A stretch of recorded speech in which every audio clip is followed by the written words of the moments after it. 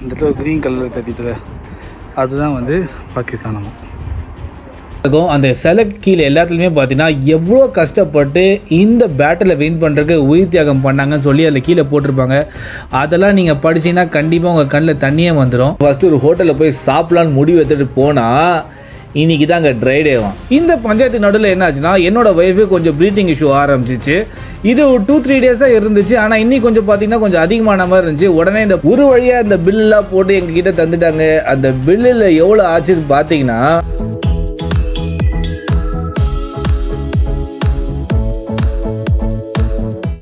வெட்டி rider channel பார்க்கும் அனைத்து உள்ளங்களுக்கும் வணக்கம். இன்றைக்கி லடாக் சீரீஸோட கடைசி எபிசோடுக்கு வந்தாச்சு. இன்றைக்கி நம்ம எங்கே போக போகிறோம்னு பார்த்தீங்கன்னா லேலேருந்து கார்கில் போக போகிறோம், கார்கில்லேருந்து சோன்மார்க் போக போகிறோம். அதோடு இந்த லடாக் ட்ரிப்பும் முடிக்கிறோம். அது மட்டும் இல்லாத என்னோடய லடாக் சீரீஸ் எல்லாத்தையும் பார்த்து நீங்கள் என்ஜாய் பண்ணியிருப்பீங்கன்னு நினைக்கிறேன். ஒருவேளை நீங்கள் லடாக் போனாலும் சரி, உங்கள் ஃப்ரெண்ட்ஸ் யார் லடாக் போதாலும் சரி, என்னோடய வீடியோ ரெஃபர் பண்ணுங்கள். அவங்களுக்கு கண்டிப்பாக யூஸ்ஃபுல்லாக இருக்கும்.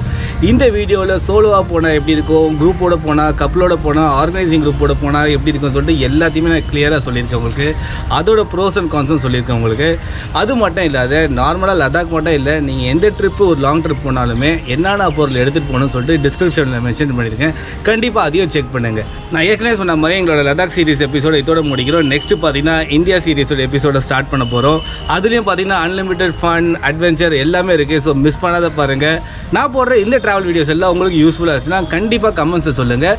இப்போ வாங்க நம்ம இந்த வீடியோக்குள்ளே போகலாம். காலங்கத்தால் ரெடி ஆகிட்டு எப்படி பஞ்சாயத்துக்கு கூட்டம் கூட்டி நிற்பாங்களோ அதே மாதிரி நாங்களும் ரெடி ஆகிட்டு எல்லாருமே இந்த இடத்துக்கு வந்துட்டோம். நாங்கள் இந்த பஞ்சாயத்து எதுக்குன்னா நம்ம கீழே விழுந்த வண்டிக்கு எவ்வளோ காஸ்ட் ஆச்சுன்னு சொல்கிறதுக்கு தான் இந்த பஞ்சாயத்து. நாங்களும் இந்த பில்லு எவ்வளோ தான் ஆகுதுன்னு சொல்லிட்டு வெயிட் பண்ணிக்கிட்டு இருந்தோம். இவங்க என்னன்னா மளிகை சாமான் லிஸ்ட் மாதிரி போட்டுக்கிட்டே இருக்கானுங்க. ஒரு வழியா இந்த பில்லாம் போட்டு எங்க கிட்ட தந்துட்டாங்க. அந்த பில்லுல எவ்வளவு ஆச்சுன்னு பாத்தீங்கன்னா இந்த முதல் சம்பவத்துக்கு 28,000 ரூபாயும், இந்த ரெண்டாவது நடந்த சம்பவத்துக்கு 1,20,000 ரூபாய் சார்ஜ் பண்ணாங்க. இந்த ரேட்டை கேட்டோன்னா நாங்க எல்லாருமே பேஜாராயிட்டோம். ஏன்னா இவங்க வண்டியோட ரிப்பேர் காசு சொல்றாங்களா இல்ல வண்டியோட பாதி காஸ்ட் சொல்றாங்களா தான் தெரியல. அதுக்கப்புறம் சொல்லிட்டாங்க இந்த மாதிரி காசு கொடுக்க வேண்டியவங்க மட்டும் இங்க இருந்தா போதும், மத்தவங்க எல்லாம் நீங்க கிளம்பி இப்ப கார்கில் போலாம்னு சொல்லிட்டாங்க.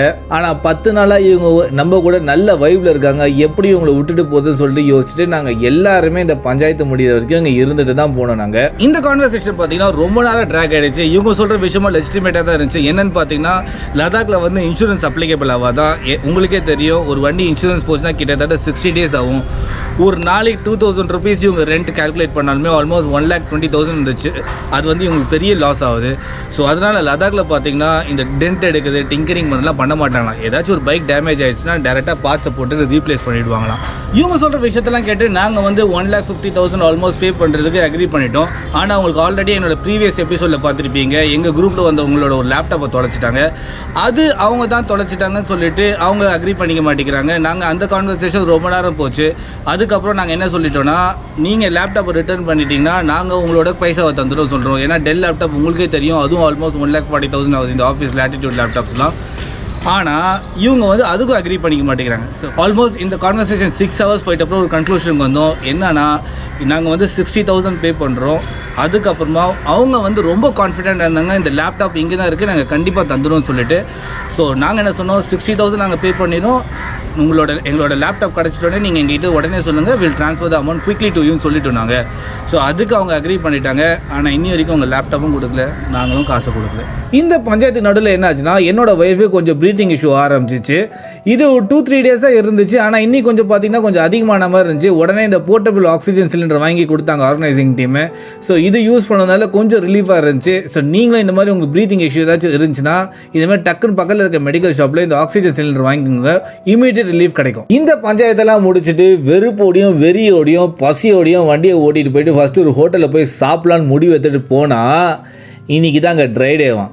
ட்ரைடேனா நீங்கள் வேறு எதுவுமே நினச்சிருக்காருங்க. இங்கே ட்ரைடேனா நான்வெஜ் கிடைக்கவே கிடைக்காதான் எந்த ஹோட்டல்லையுமே. சாப்பிட்டு முடிச்சுட்டு நாங்கள் எல்லாரும் இங்கேருந்து கிளம்பிட்டோம். ஆனால் இன்னைக்கு இந்த பஞ்சாயத்து இவ்வளோ நேரம் போனதுனால லேல ஒன்றுமே நாங்கள் சுற்றி பார்க்காத இங்கேருந்து போனாங்க.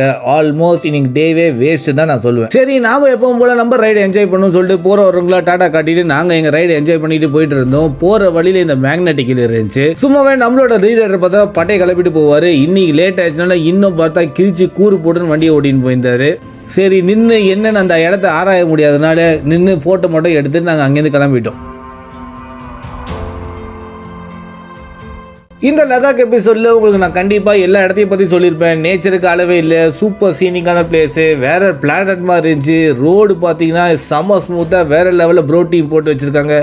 அதே மாதிரி தான் இந்த இடமும் இருந்துச்சு. அதை தவிர பார்த்தீங்கன்னா இன்றைக்கி நம்ம 2 பாஸ் கிராஸ் பண்ணோம். ஒன்று வந்து நமிகாலா பாஸு, இன்னொன்று பார்த்தீங்கன்னா ஃபொட்டுலா பாஸ் கிராஸ் பண்ணோம்.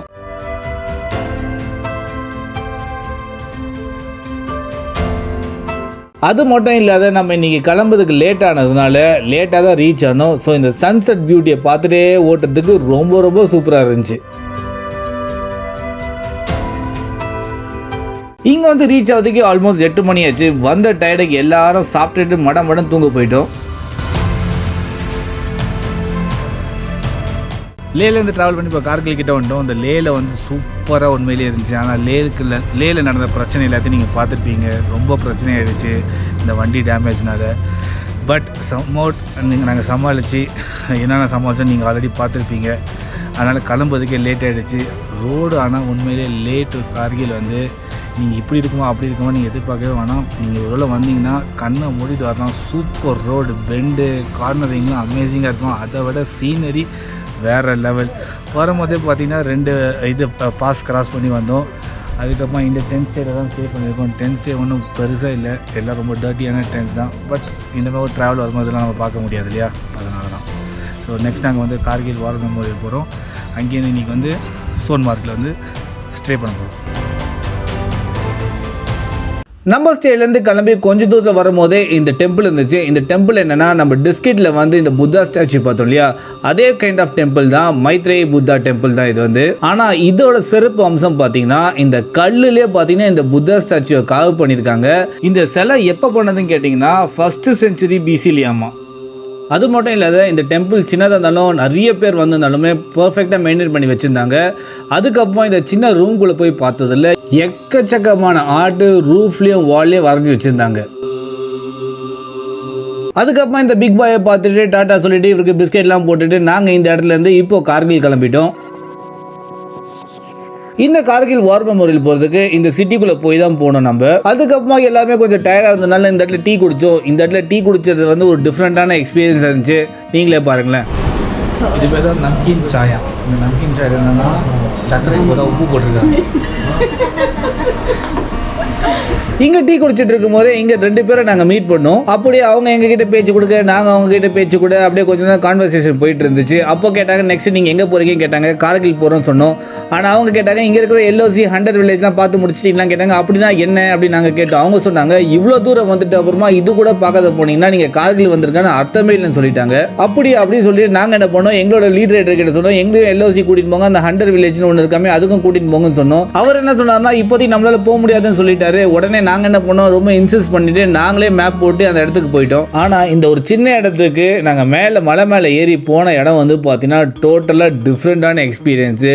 ஏன்னா நீங்களே கொஞ்ச நேரத்தில் பார்க்க போகிறீங்க. ரொம்ப நேரோ ரோட்ஸு, ரொம்ப ஸ்டீப்பான இடம், ஒரு டிஃப்ரெண்ட் அட்வென்ச்சர் எக்ஸ்பீரியன்ஸ் இருந்துச்சு நான் சொல்லுவேன். இந்த ரோடை சுற்றி சீனரி பார்த்தீங்கன்னா ரொம்ப சூப்பராக இருந்துச்சு. பக்கத்தில் இந்த வேலியில் இந்த ரிவர் போது இன்னும் அமக்கலமாக இருந்துச்சு பார்க்குறதுக்கு. பில்லியனாக இருந்தவங்க எல்லாருமே செம்ம என்ஜாய் பண்ணாங்க.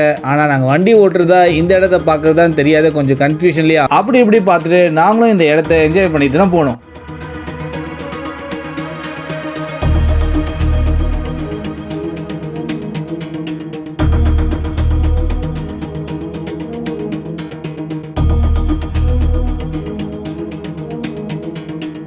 ஒரு வழியாக இந்த 100 man வில்லேஜ் வந்து ரீச் ஆயிடுச்சு. இது எங்க இருக்குன்னு பாத்தீங்கன்னா LOC தாண்டி இருக்கு. மேலும் இது வந்து பாத்தீங்கன்னா இந்தியாவோட one of the northernmost villages. இங்க வந்து பார்த்ததுல தான் தெரிய வந்துச்சு இது ஒரு அபேண்டன் வில்லேஜ்னு சொல்லிட்டு. பார்க்கிறதுக்கே பயங்கரமா இருந்துச்சு. இந்தியாவோட லாஸ்ட் ஹாஸ்பிட்டல் இதான், லாஸ்ட் வில்லேஜும் இதுதான். ஸோ லாஸ்ட் ஹாஸ்பிட்டலுக்கு வரும்போது நீங்க பார்த்து வாங்க, நீங்க லாஸ்ட் பேஷண்ட் ஆயிடாதீங்க.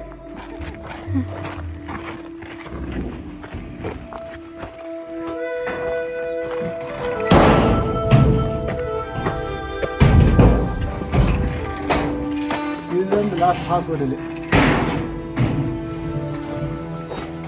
ஆனால் ஹாஸ்பிட்டல் மூடி தான் இருக்கு. இந்த ஹாஸ்பிட்டல் மூடி இருக்குன்னா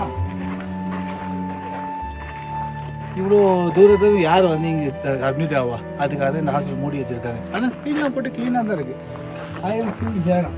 இங்கே வாங்க, இந்த ஹாஸ்பிட்டல் எதுக்காக பண்ணியிருப்பாங்கன்னா இந்தியாவோட லாஸ்ட் வில்லேஜ் இதுக்காக தான் இந்த ஹாஸ்பிட்டலில் கட்டியிருப்பாங்க.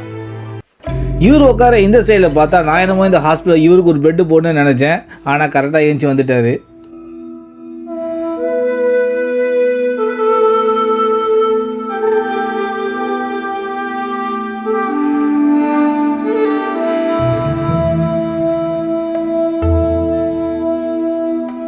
இப்போ நம்ம எங்கே ரீச் ஆகிட்டோம்னு பார்த்தீங்கன்னா எல்ஓசிக்கு ரீச் ஆகிட்டோம். இந்த எல்ஓசி சொல்கிறாங்களே அப்படின்னா என்னன்னு பார்த்தீங்கன்னா லைன் ஆஃப் கண்ட்ரோல். இது எதுக்குன்னு பார்த்தீங்கன்னா இந்தியாவுக்கும் பாகிஸ்தானுக்கும் பார்டரை பிரிக்கிறதுக்கு தான் இந்த இடம். இது வந்து பார்த்தீங்கன்னா எல்ஓசியோட வியூ பாயிண்ட் மட்டும் தான். இங்கேருந்து பார்த்தீங்கன்னா பாகிஸ்தான் தெரியும். ஆனால் அதே சமயத்தில் நாங்கள் நேரில் பார்த்தபோது பாகிஸ்தானோட ஃப்ளாகையும் இங்கேருந்து பார்க்க முடிஞ்சுது. ஆனால் எங்களால் கேமராவில் கேப்சர் பண்ண முடியல. 3வது முறையாக பாகிஸ்தான் பார்டர் பார்க்குறோம். ஒரு தடவை ராஜஸ்தானில் பார்த்தோம், இன்னொரு தடவை வாகா பார்டரில் பார்த்தோம். இப்போது இங்கே வந்து எல்ஓசி இதை பார்க்குறோம். இது எங்கன்னா இந்த இடத்துல க்ரீன் கலர் தெரியுதுல, அதுதான் வந்து பாகிஸ்தானமாக. ஒரு வழியாக எல்ஓசியும் பார்த்துட்டு 100 மேன் வில்லேஜும் பார்த்துட்டு சூப்பரான இந்த அட்வென்ச்சர் ரைடை என்ஜாய் பண்ணிவிட்டு நம்மளோட லீட் ரைடை மீட் பண்ணிட்டோம். இப்போ நெக்ஸ்ட் நம்ம எங்கே போகிறோம் பார்த்தீங்கன்னா கார்கில் வார் மெமோரியலுக்கு போகிறோம். இந்த கார்கில் வார் மெமோரியலை பற்றி எல்லாருக்குமே தெரியும். ஆனாலும் நான் இதை பற்றி கொஞ்சம் ஹைலைட்ஸ் தரேன். நான் இந்த கார்கில் வார் மெமோரியலை பார்த்தீங்கன்னா டிராஸ் வார் மெமோரியலும் சொல்லுவாங்க. ஏன்னா இது டிராஸ்ன்ற ஊரில் கட்டப்பட்டதுனால. இந்த வார் எப்போ நடந்தது பார்த்தீங்கன்னா 1998லேருந்து 1999 வரைக்கும் நடந்துச்சு. எதுக்காக இந்த வார்னு பார்த்தீங்கன்னா பாகிஸ்தான் ஆர்மி வந்து லைன் ஆஃப் கண்ட்ரோல் கிராஸ் பண்ணிட்டு நம்ம இந்தியாவில் இருக்க ஜம்மு அண்ட் காஷ்மீர் ஸ்டேட்ல நிறைய இடத்த ஆக்கிரமிப்பு பண்ணிட்டாங்க. அப்போ நம்ம இந்தியன் ஆர்மி வந்து ஒரு ஆபரேஷன் லான்ச் பண்ணாங்க. அந்த ஆபரேஷன் பேர் பார்த்தீங்கன்னா விஜய். இது வந்து எப்போ லான்ச் பண்ணாங்கன்னா மே 1999ல. இது எதுக்காகன்னு பார்த்தீங்கன்னா நம்ம கிட்ட இருந்து எடுத்த லேண்ட் எல்லாத்தையும் மீண்டும் மீட்கிறதுக்காக. இந்த வார் வந்து 2 மாசம் நீடிச்சது. ஆனா இந்தியா கடைசியில சம மாசம் இந்த வாரை வின் பண்ணிடுச்சு. இதுக்காகவே ஜூலை 26 பார்த்தீங்கன்னா கார்கில் விஜய் திவாஸ் என்று கொண்டாடப்படுறாங்க. இந்த வார் மெமோரியல் பார்த்தீங்கன்னா எக்கச்சக்க சிலை இருக்கும். அந்த சிலைக்கு கீழே எல்லாத்துலயுமே பார்த்தீங்கன்னா எவ்வளோ கஷ்டப்பட்டு இந்த பேட்டில் வின் பண்ணுறதுக்கு உயிர் தியாகம் பண்ணாங்கன்னு சொல்லி அதில் கீழே போட்டிருப்பாங்க. அதெல்லாம் நீங்கள் படிச்சீங்கன்னா கண்டிப்பாக உங்கள் கண்ணில் தண்ணியே வந்துடும். இன்னும் 2 முக்கியமான விஷயம் என்னன்னு கேட்டிங்கன்னா, இந்த இடத்துல ஒரு ஷார்ட் ஃபிலிம் போடுவாங்க. எத்தனை மணிக்கு போடுறாங்க எல்லாம் கேட்டுட்டு அதை கண்டிப்பாக மிஸ் பண்ணாத பாருங்க. 2வது விஷயம் என்னன்னா, நீங்கள் படம் பார்த்துட்டு வெளியில் வந்துடுறோன்னே இங்கே நிறைய ஆர்டிஃபேக்ட்ஸ் விற்பாங்க. அதாவது புக்ஸ், டாய்ஸ், டிஷர்ட்னு நிறைய இருக்கும். இது கண்டிப்பா வாங்குங்க. நீங்க வாங்குற எல்லா பொருளுமே அந்த காசு வந்து டைரக்டா இந்தியன் ஆர்மிக்கு தான் சேருதாமா. எங்க தரப்புல இருந்து நாங்களும் கான்ட்ரிபியூட் பண்றதுக்காக இந்த புக்கு இன்னும் கொஞ்சம் சாமான்லாம் வாங்கணும். என்னதான் நம்ம இந்தியன் ஆர்மி இந்த பேட்டில் கெத்தா வின் பண்ணியிருந்தாலுமே இந்த இடத்த விட்டு வெளியில வரும்போது ரொம்ப ரொம்ப ஹெவி ஆட்டாட தான் நாங்கள் எல்லாருமே வெளியே வந்தோம். இந்த லடாக் ட்ரிப்ல எங்களோட பக்கெட் லிஸ்ட்ல இருந்த கார்கில் வார் மெமோரியலை பார்த்து முடிச்சுட்டு இப்போ நம்ம எங்க போறோம்னா சோன்மார்க்கு போறோம். இந்த சோன்மார்க் எங்க இருக்குன்னு பாத்தீங்கன்னா காஷ்மீர்ல இருக்கு. இப்பயே நீங்க பார்த்துருப்பீங்களா, மலையெல்லாம் பாத்தீங்கன்னா நம்ம பிரவுன் ஷேட்ல இருந்து அப்படியே கொஞ்சமா கிரீன் ஷேடுக்கு மாறிட்டு வரோம். அப்படின்னா நம்ம ஆல்மோஸ்ட் காஷ்மீர் நெருங்கிட்டு இருக்கோம்னு அர்த்தம். இந்த லடாக் ட்ரிப்ல நம்ம எக்கச்சக்க பாச கடந்து வந்திருக்கோம். இப்போ இந்த சோன்மார்க் போறதுக்கு நம்ம ஜொசிலா பாஸ்னு ஒன்று கடந்து போக வேண்டியது இருக்கு. இந்த ஜொசிலா பாஸை பத்தி சொல்லணும்னா one of the most adventurous பாஸ்ன்னு சொல்லுவேன் நான். ஏன்னா இதோட நேரோ ரோடா இருக்கட்டும், அதோட ஸ்டீப்பான ஏரியாவா இருக்கட்டும், மற்றபடி இதோட ஹைட்டா இருக்கட்டும், எல்லாமே பார்த்தீங்கன்னா ஒரு டிஃப்ரெண்ட் லெவல்ல இருக்கும். இந்த ஜொசிலா பாஸுக்கு அட்வென்ச்சருக்கும் ரிஸ்க்குக்கும் கொஞ்சம் கூட பஞ்சமே இல்லாத இருந்துச்சு. ஆனா அதே சமயத்துல கொஞ்சம் மழை வர தூரல் போட்டுச்சா எக்ஸ்ட்ராவா ஆட் ஆனா வேற இருந்துச்சு இதுக்கு. இப்போ நீங்களே பார்க்க போறீங்க இந்த இடம் என்னமா இருந்துச்சு சொல்லிட்டு. Next 30 second with this super BGM.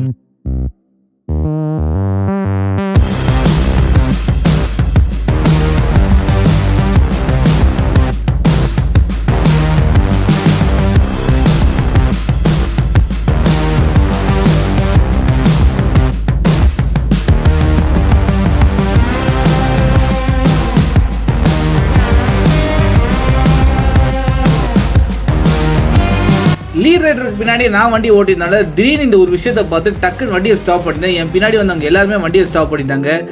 நீங்களே பாருங்க, ஒரு இடம் அழகா இருக்கலாம், ஆனா இந்த அளவுக்கு நான் அழகா எந்த இடத்துலயுமே பார்த்தது இல்லை. ஒரு ரெயின்போ வந்தா பரவாயில்ல, ஓவர்லோட் ஆயிட்டு இந்த பியூட்டி இன்னும் ரெயின்போ நம்மளுக்கு கண்கொள்ளாத காட்சியை காமிச்சிருக்கு. இந்த இடத்துல போதுமான அளவுக்கு போட்டோ, வீடியோ, ரீல்ஸ் தான் எடுத்துருந்தோம். அதே சமயத்துல பாத்தீங்கன்னா நமக்கு கீழே ஹெலிகாப்டர் பறந்துட்டு இருக்குது. முறையா லைஃப்ல நான் எக்ஸ்பீரியன்ஸ் பண்றேன். நான் இங்க தான் இந்த ஹெலிகாப்டர் நாங்க போகும்போது டாடா காமிச்சிட்டு பாய் காமிச்சுலாம் இருந்தோம். அதுக்கப்புறம் தான் தெரிஞ்சது இங்க ஒரு பெரிய சம்பவம் ஏற்பட்டிருக்குன்னு சொல்லிட்டு. கீழே பாத்தீங்கன்னா உங்களுக்கு கலர் கலரா கொச்ச நிறைய டென்ட் தெரியும். அந்த டென்ட்ல என்னன்னு பாத்தீங்கன்னா இந்த அமர்நாத் டெம்பிள் போறதுக்கான பேஸ் பாயிண்ட். அதுதான் நாங்க இங்கே ரீச் ஆகுதுக்கு ஒரு நாள் முன்னாடி என்னாச்சு பார்த்தீங்கன்னா கிளவுட் பஸ்ட் ஆகிட்டு இருக்கு. இந்த கிளவுட் பஸ்ட் என்னன்னா, இந்த மழை வந்து ஒரு தூரலோ இந்த ஹெவி ரெயின்ஃபால் மாதிரியும் இருக்காது. யாரோ மாடியிலேருந்து ஒரு பெரிய பக்கெட் நிறைய தண்ணி எடுத்து ஒரே இடத்துல ஊற்றுனா எப்படி இருக்குமோ அந்த மாதிரி ஹெவியாக ஒரே இடத்துல தண்ணி ஊற்றப்பட்ட மாதிரி இருக்கும். அந்த சமயத்தில் பார்த்தீங்கன்னா நாங்கள் போனப்போ நிறைய பேர் உயிர் எழுந்திருந்தாங்க, நிறைய பேர் பார்த்தீங்கன்னா படுகாயமாக அடைஞ்சிருந்தாங்க. ஸோ இந்த ஹெலிகாப்டர்லாம் பார்த்தீங்கன்னா அவங்கள ரெஸ்கியூ பண்ண தான் போயிட்டு இருந்துச்சான். இந்த விஷயமே நாங்கள் ஸ்டேக்கு ரீச் ஆகிட்டப்ப தான் தெரிய வந்துச்சு. ஏன்னா இன்னொரு ஃபேமிலி அன்னைக்கு தான் போக வேண்டியது இருந்தாங்க. அவங்களோட ட்ரிப்பே மொத்தமாக கேன்சல் ஆகிட்டு அவங்க ரூம் எக்ஸ்டெண்ட் பண்ணிட்டு எங்க கூட ஸ்டே பண்ணியிருந்தாங்க. அவங்க தான் இந்த விஷயத்தை எல்லாத்தையும் எங்ககிட்ட சொன்னாங்க. நம்மளோட கடைசி டெஸ்டினேஷன் சோன்மார்க் ரீச் ஆயாச்சு. இங்க ரீச் ஆனோன்னு ஒரு டொக்கு ஹோட்டல் கூட்டிட்டு போனாங்க. நாங்க சொன்னோம் நேத்தே ஒரு மொக்க ஹோட்டல் கூட்டிட்டு போனீங்க, இன்னைக்கும் இந்த மாதிரி மொக்க ஹோட்டல் கூட்டின்னு வராதீங்க சொன்னோம். உடனே ஒரு சின்ன ஊருக்குள்ள தான் கூட்டின்னு போனாங்க. வந்து பார்த்ததுல இந்த மாதிரி ஒரு சூப்பர் ஸ்டே இருந்துச்சு. இந்த ஸ்டேவை பற்றி நான் சொல்லணும்னா ஒரு செம லொக்கேஷனில் வச்சுருக்காங்க. ஆனால் இவங்களோட ஸ்டேவோட பேரையும் நான் கொடுத்துறேன், இவங்களோட அட்ரஸும் டிஸ்கிரிப்ஷனில் போடுறேன். நீங்களும் சோன்மார்க் வந்தீங்கன்னா கண்டிப்பாக இந்த ஹோட்டலில் ஸ்டே பண்ணுங்கள். ஏன்னா இவங்களோட ஹாஸ்பிட்டாலிட்டி வந்து ரொம்ப சூப்பராக இருந்துச்சு. இதுக்கு கண்டிப்பாக நான் 5 ஸ்டார் ரேட்டிங் தான் கொடுப்பேன். அது மட்டும் இல்லாத ரூம்ஸும் ரொம்ப நீட்டாக மெயின்டைன் பண்ணி வச்சுருந்தாங்க. சாப்பாடும் பர்ஃபெக்டாக நம்மளுக்கு ஏற்ற மாதிரி ப்ரிப்பேர் பண்ணி தந்தாங்க.